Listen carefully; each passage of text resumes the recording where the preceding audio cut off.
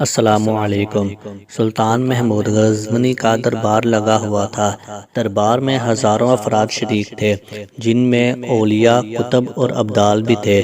سلطان محمود نے سب کو مخاطب کر کے کہا، کوئی شخص مجھے حضرت خضر علیہ السلام کی زیارت کرا سکتا ہے؟ سب خاموش رہے۔ دربار میں بیٹھا ایک غریب دیہاتی کھڑا ہوا اور کہا، میں زیارت کرا سکتا ہوں۔ سلطان نے شرائط پوچھی تو عرض کرنے لگا، 6 ماہ دریا کے کنارے چلہ کاٹنا ہوگا، لیکن میں ایک غریب آدمی ہوں، میرے گھر کا خرچہ آپ کو اٹھانا ہوگا۔ سلطان نے شرط منظور کر لی۔ اس شخص کو چلے کے لیے بھیج دیا گیا اور گھر کا خرچہ بادشاہ کے ذمہ ہو گیا۔ 6 ماہ گزرنے کے بعد سلطان نے اس شخص کو دوبارہ دربار میں حاضر کیا اور پوچھا۔ دیہاتی کہنے لگا، حضور، کچھ وظائف الٹے ہو گئے ہیں، لہذا 6 ماہ مزید لگیں گے۔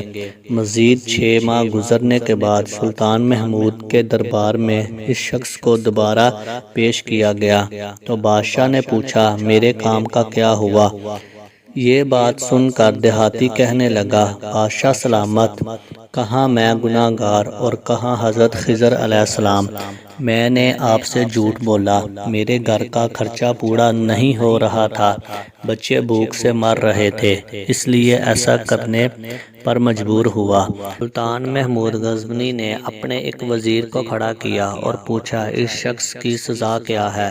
وزیر نے کہا، اس شخص نے بادشاہ کے ساتھ جھوٹ بولا ہے، لہذا اس کا گلا کاٹ دیا جائے۔ دربار میں ایک نورانی چہرے والے بزرگ بھی تشریف فرما تھے۔ کہنے لگے، بادشاہ سلامت، اس وزیر نے بالکل ٹھیک کہا ہے۔ بادشاہ نے دوسرے وزیر سے پوچھا، آپ بتاؤ۔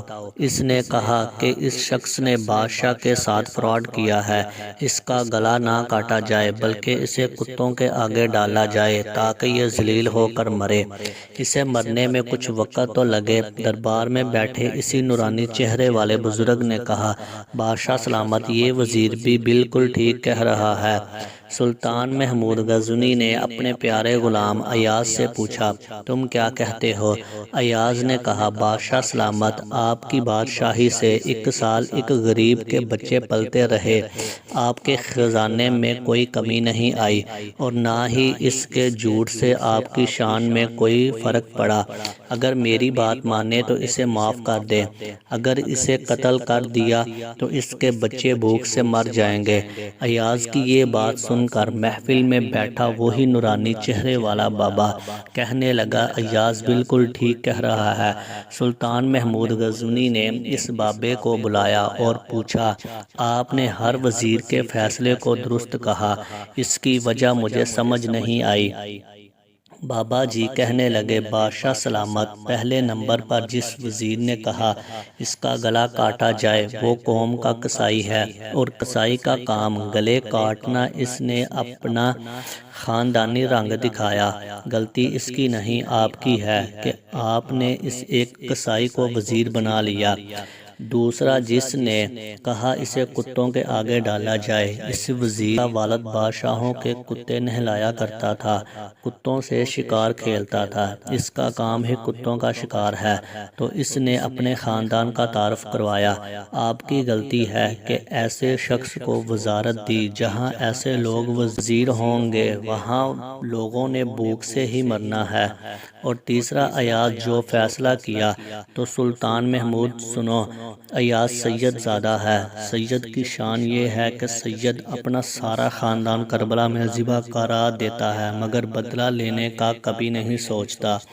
سلطان محمود اپنی کرسی سے کھڑا ہو جاتا ہے اور ایاز کو مخاطب کر کے کہتا ہے کہ ایاز، تم نے آج تک مجھے کیوں نہیں بتایا کہ تم سید زادے ہو؟ ایاز کہتا ہے، آج تک کسی کو اس بات کا علم نہ تھا کہ ایاز سید ہے، لیکن آج بابا جی نے میرا راز کھولا، آج میں بھی ایک راز کھولتا ہوں۔ اے بادشاہ سلامت، یہ بابا کوئی عام ہستی نہیں، یہی حضرت خضر علیہ السلام ہے۔ دوستو، اگر آپ کو یہ ویڈیو اچھی لگی ہے تو ویڈیو کو لائک کریں، شیئر کریں اور چینل کا سبسکرائب کریں۔ اللہ حافظ۔